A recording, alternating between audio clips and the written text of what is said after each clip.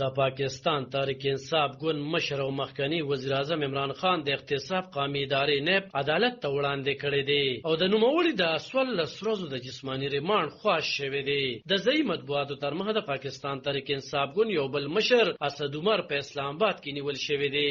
عمران خان پرون د القادر ټرست د غبن په قضیه کې نیول شوی وو. پاکستان تحریک انصاف ګوند د عمران خان د نیولو په ضد د ملک په لویو ښارونو کې قهرجنې مظاهرې کړې دي.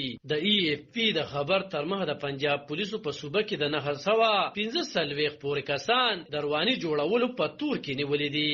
د پنجاب پولیسو ویلي چې تحریک انصاف د احتجاجونو په وخت د پولیسو 130 پورې چارواکي جوبل شوي دي. راپورونه وایي چې عمران خان د اسلام آباد په پولیس لاین کې د نیب د عدالت جج محمد بشیر ته وړاندې کړی شوی دی او عدالت ته د مخکنی وزیر اعظم د 14 ورځو د جسماني ریمانډ خواست شوی دی. راپورونه وایي چې نن سحر وختي د پاکستان تحریک انصاف ګوند یو بل مشر د پنجاب صوبې مخکنی گورنر عمر سرپرست چیما خوم نیول شوی دی. ویل شوی چې چیما د غبن په ضد ادارې نیولې دي. ویل شوی چې په سواد کې هم د پاکستان تحریک انصاف ځینې غړي نیول شوی دي. د پاکستان پخوانی وزیر اعظم عمران خان د نیولو وروسته په ټول خیوات کې د پرون راسي د پاکستان تحریک انصاف ګوند په احتجاجونو کې یو تن وجل شوی او ګڼ شمېر حکومتي او پوځي ودانو ته یا ورچول شوی یا مات ګوډ کړل شوی دي. د تشدد ډکو احتجاجونو کې په کوټه کې یو مظاهره کوونکی وجل شوی او د خبريالانو په ګډون شپږ کسان جوبل شوی دي.